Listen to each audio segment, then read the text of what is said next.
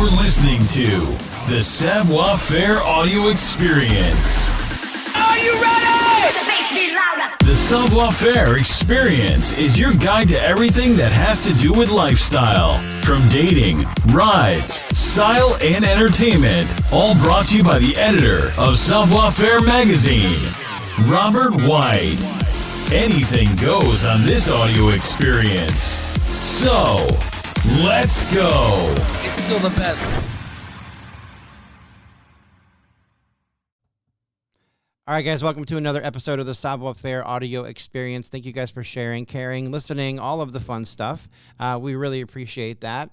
Today, we have another great interview coming to you, and I'm excited about this one because, yet again, as I always say, I love talking to musical artists and bands and just people that create. That's my realm as well. So I love that. Today, we're talking with Tess Stevens. Hello, Tess.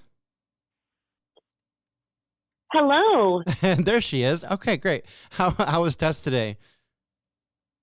I'm good. How are you? Yeah, doing lovely. You told me earlier that you're on the West Coast, right? You guys are all based in California? Yes, we are based in the San Francisco Bay Area. Okay, very cool. Well, Tess, I Googled you today. When's the last time you Googled yourself? Oh, God, I probably did it this morning to check to see if there was any new press on our new single so that I could share it on our social media. There's definitely going to be new press on the new single with me, which is cool. But I Googled you, and it just popped up with a very official kind of thing. Like, you've been in the music industry for a little bit. You're not new to the game at all, are you? No. I officially got back into the music industry in 2020 when I released my solo EP, Patient 139. Okay, very cool. Well, I want to know the whole backstory, so I want to dive into this a little bit with you.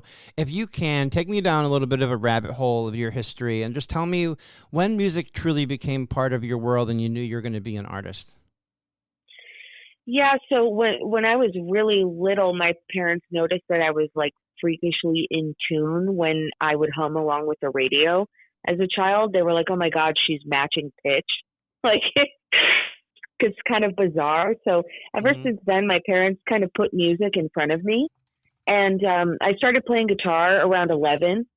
And I always knew I was kind of a rhythm player. Like, I never really had the aptitude to shred because I was always a singer. So I always sang and played at the same time.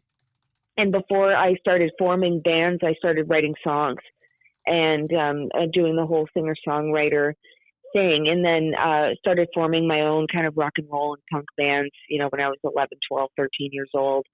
But I never really found the group of guys that I wanted to, go the distance with until I started collaborating with my drummer Gideon at Modern Tone Studios. So I went in as a solo artist to record these 4 songs that turned into the Patient 139 EP in 2019. And then the pandemic hit, and I was like, "Oh my God, I can't, form my band." So I got on TikTok and just started, making videos and sharing my story about how I was, really lost and depressed and struggling with my mental health. And all these kids were like, "Me too." And they started identifying with these songs, and I started getting letters from kids, and the song, Patient 139 went kind of viral. So I ended up getting this little fan base going, and there was this kind of special energy around it. And then I connected with the guy who played drums on that EP, Gideon, and we started over the phone, like over WhatsApp, during the pandemic because we couldn't see each other, And we wrote this album, Runaway, that turned into the Tess and the Details first album. And we were like, okay, we should record this. So we went back into the studio with Jacob Light, who recorded my EP, and he finessed the songs with us and just made them next level. And then me and Gideon were like, shit, we need to start a band. So we need to get on stage. We got to do the whole thing. We got to schlep the gear. We got to do, bullshit.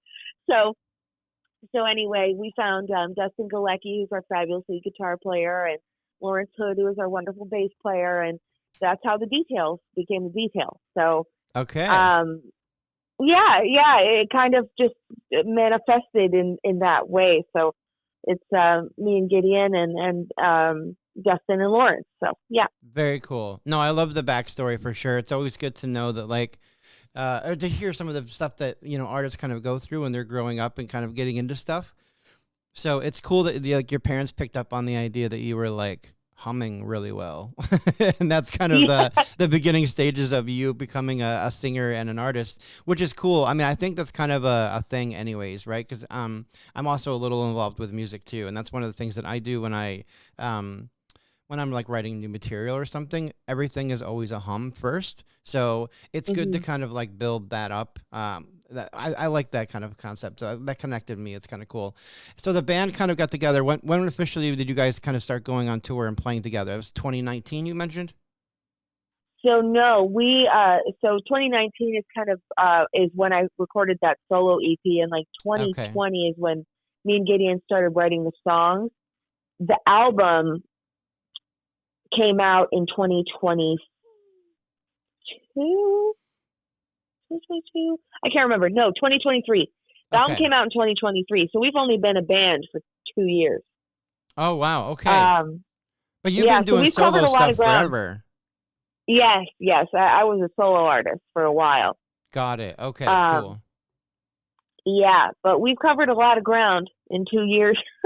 Yeah, no, I love that. Do you do a lot of the, I mean, you're talking about band members kind of helping with some of the writing, but do you do a lot of the writing you always have for your solo career as well? Yeah, I did everything for my solo stuff. Yeah. Okay. Yeah, I was just going to say, I wanted to ask questions about some of that stuff too. So, sure. You know, I think that writing is kind of the most creative piece, because I don't think people really understand kind of what's all happening behind the scenes when a band puts a whole track together.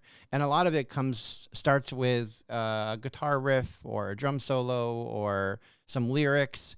It does take kind of a whole like team to come together and create this whole thing. And so that's what I really like about bands, is there's such a unique kind of mixture of creative people that come together to create this perfect little song. And when you get to hear that and kind of analyze it and break it all down, you get to hear a really kind of unique story. So I wanted to ask about some of that stuff. And I always feel like people have different perspectives on life, and that's where inspiration comes from, is just different perspectives. So, I mean, everyone can write songs that are kind of like love-based or death-based or things that everyone's always going to feel and go through. But you guys seem to be kind of like living in your own little world and doing your own little vibe, which I kind of like. So where's inspiration come from when you're writing or kind of get creative with the band and want to put stuff together? Like, talk to me a little bit about your perspective. Yeah, so we have a really interesting process that me and Gideon call like our little system. And it usually starts like one of us will have like an idea, like a riff or a like, it's usually like a guitar part with a humming on top of it. Like Gideon will send me like a guitar riff with like a melody line on top of it. And I will write the lyrics and the top line and then play the guitar riff underneath and send it back to him. So that's kind of how we trade back and forth. Or I'll write a guitar line with lyrics and a melody and send it to him, and then he'll like tweak that and send it back. So it's kind of our creative process. But as far as an inspiration, I have a funny process with books.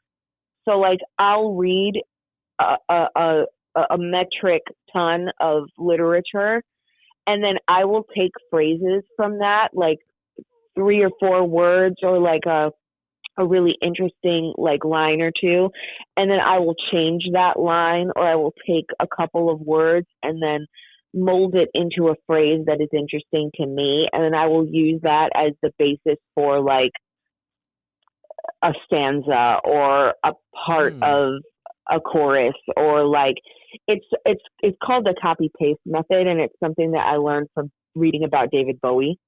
Okay. So that's something I'll do every once in a while, but I take a lot of inspiration like from my life and things I go through. I also take inspiration from like movies and, you know, books and films and things that go on around me. And I think that's very common for artists, but a lot of the things that I work on stem from like my knowledge of words. I used to sit at like the kitchen table with my dad, and he would torture me with like English. My dad was an English major and a journalist. Yeah, that's awesome. And I was a journalist. Like a lot of my background is in writing in English. Cool. So yeah, so I take a lot of inspiration from literature, and there's a lot of literary references in our songs, especially on Runaway. But the recent single "Take Me Alive" is a lot more simple and straightforward, and way more like bonehead kind of stadium rock and roll, which is something I really wanted to experiment with because I can get very cerebral in my writing, and I want it to be very like universal. So challenging myself with that kind of stuff is important. But after we write a song, like we want to bring it into the room and like make sure everybody in the band puts their signature on it with the music. No, I like that. It's really cool. And thank you for adding some perspective there too, which is cool. I like the idea that you're so kind of diverse in words and verbiage and the way that you want to do stuff, that like putting out a song that's more common is tough for you. So I love the idea of that, because so many people start with like, okay, we're going to write something that everyone can relate to. And you're like, no, that's really hard for me to do. Like, I don't know, like the perspective is so cool. So I really appreciate that for sure. So talk to me a little bit more about you talked to me a little bit about the band story, but I always love the creative of like the look and the persona and the name and things like that with the bands.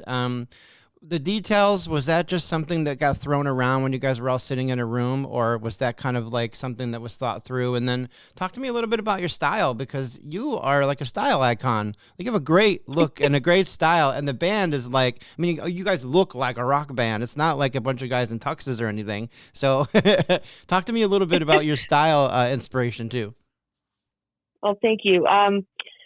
So the details was born out of, so like I said, it was me and Gideon before we got everybody else, and we were like, because we were signed to Double Helix Records, and we were trying to print the record, and we didn't have a name.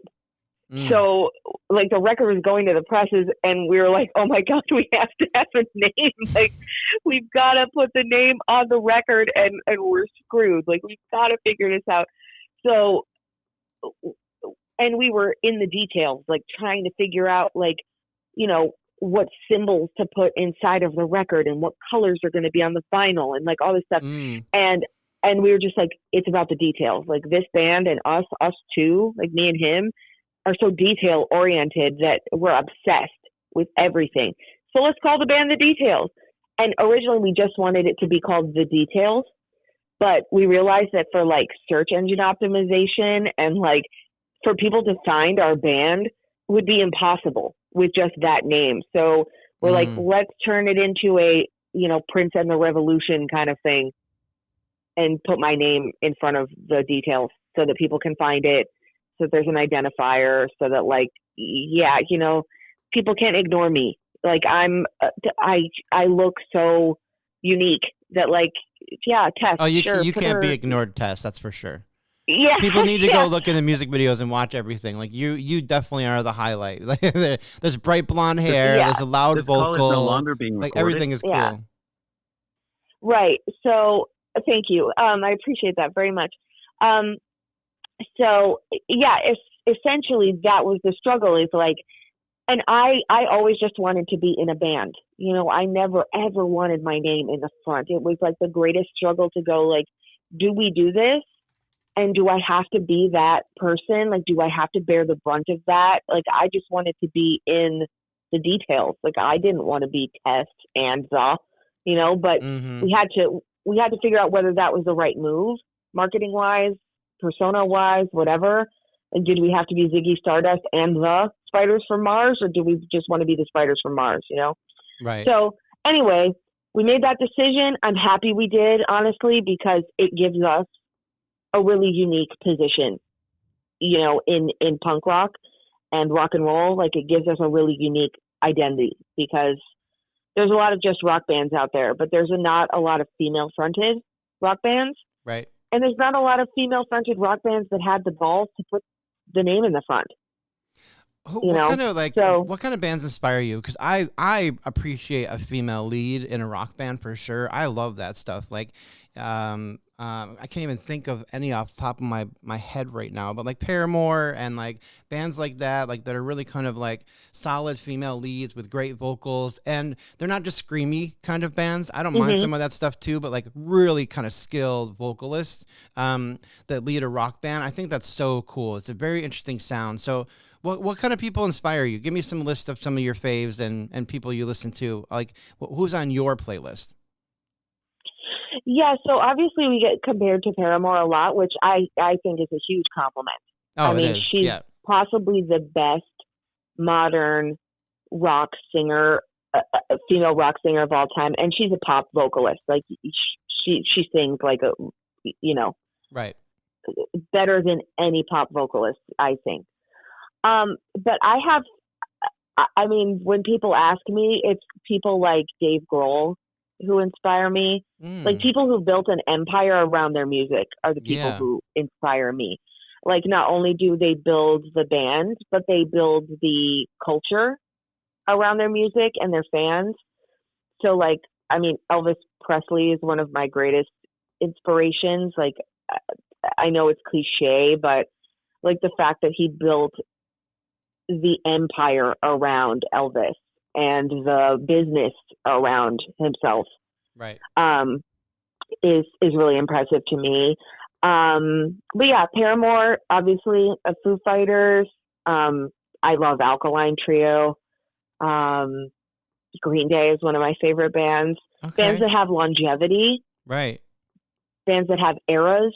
Bands so it that sounds transform. it sounds like you're listening to music not only for like personal stuff, like the music that you actually like, but you really like to kind of study this stuff, like really figure out how did the band create this longevity, this cult following, like all of that stuff. It sounds like you're really kind of hitting the bookwork a little bit too. Yeah, I read like compulsively, and like I also don't stick to rock music. Like my favorite artist, I think one of my favorite artists of all time is like The Weeknd. Like I think he's one of the most creative people of all time. Like all of his albums are concept albums. His music videos are top tier. Like I'm going to like see him play in a stadium, like because I appreciate artists for their entire package. And you were talking about style, like we never go on stage in outfits that don't match. We talk about what we're going to wear before we hit the stage. Like we don't, like if we go on stage in t-shirts, it's because we talked about it and because it matches the venue we're in, because we're playing in a punk venue on a floor. You know, if we're wearing our nicest outfits, it's because we're playing at the Great American Music Hall. You know, like we try to provide the audience an experience with our band that they'll remember. Yeah. And the outfit is a part of that. And that's so cool. the instruments that we play are a part of it, and our gear is a part of it. And this is why you're called the details, because you really pay attention to everything.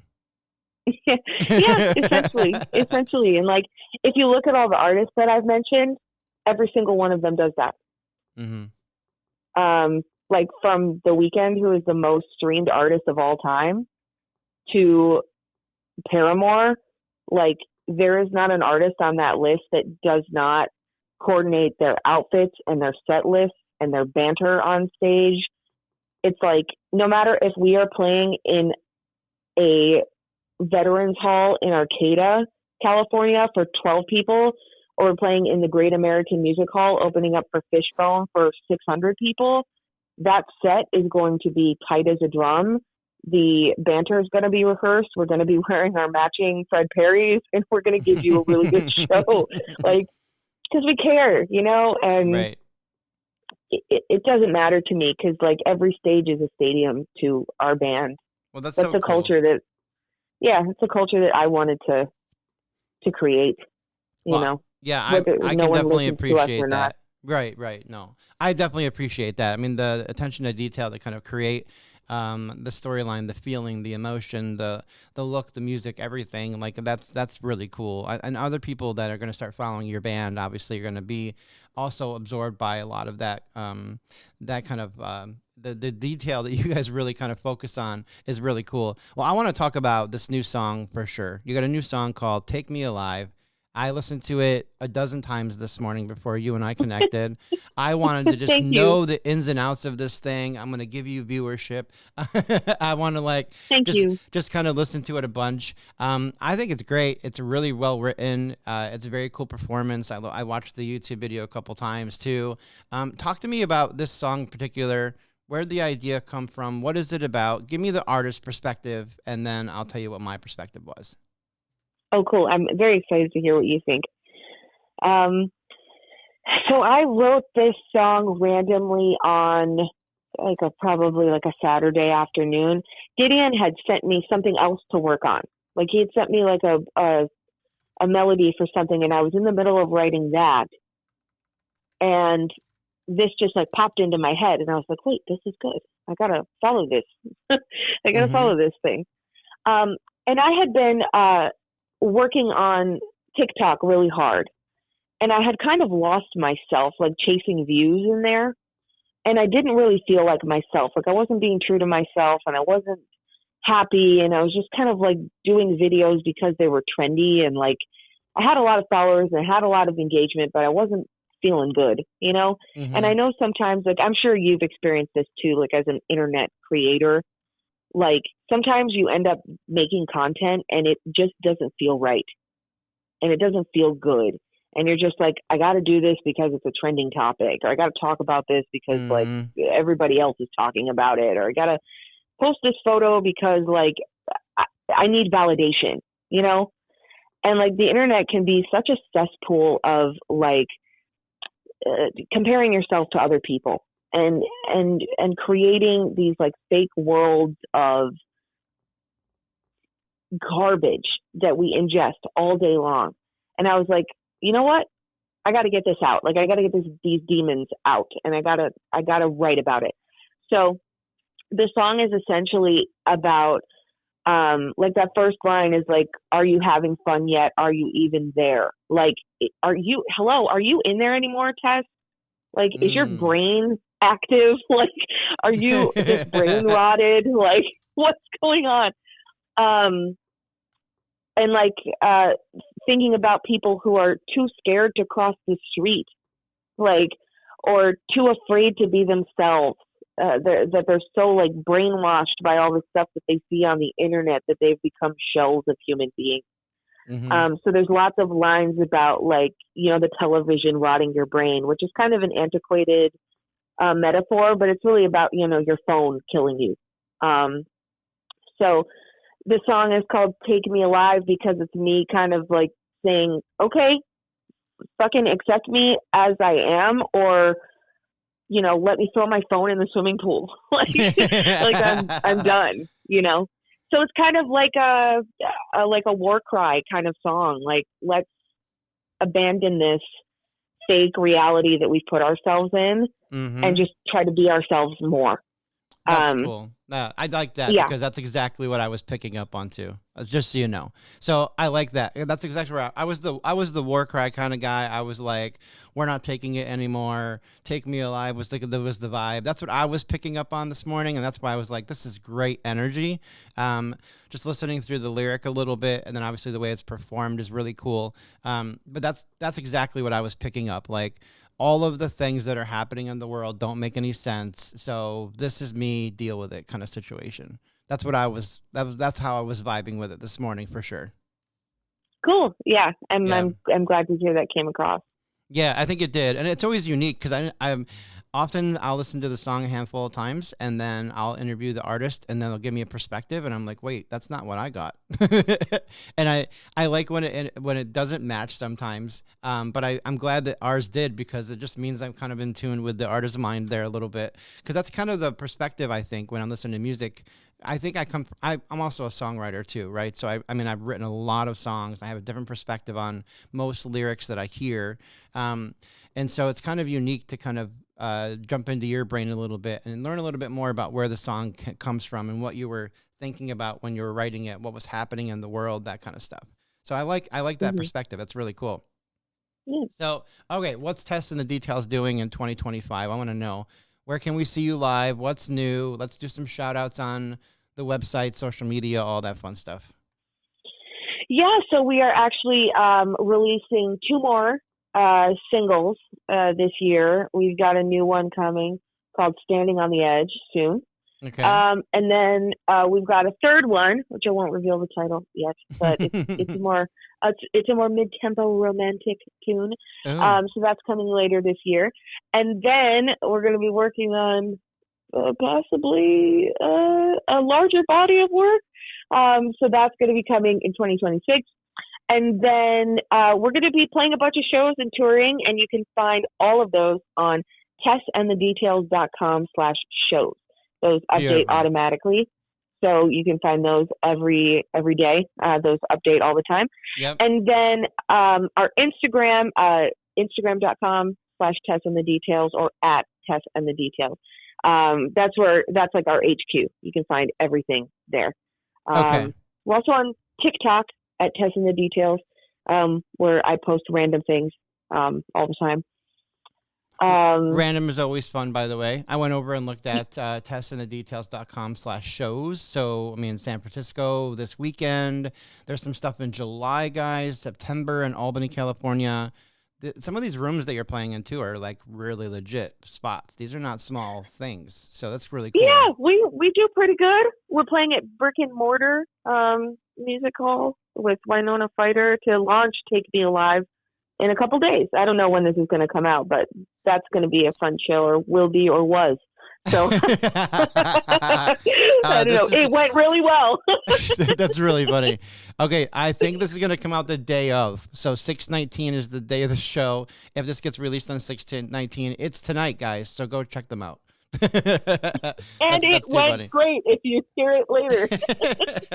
I love that. Thanks so much, Tess, for just finding some time to hang with me and talk a little bit about music. I really love the band. I think you guys are doing really great things. I can't wait to see what kind of success you guys end up with. I'm definitely going to be tracking you, watching you on Instagram and YouTube. Real excited about the new music because I really loved this song, Take Me Alive. Other people need to go check it out as well. But yeah, just again, thank you so much for your time this morning. I appreciate it. Thank you, and please stream us on Spotify and watch the video on YouTube. That will help us out a lot. Thank you so much. Thank you for listening to the show. Please take a minute to head over to www.savfair.com and subscribe to our publication.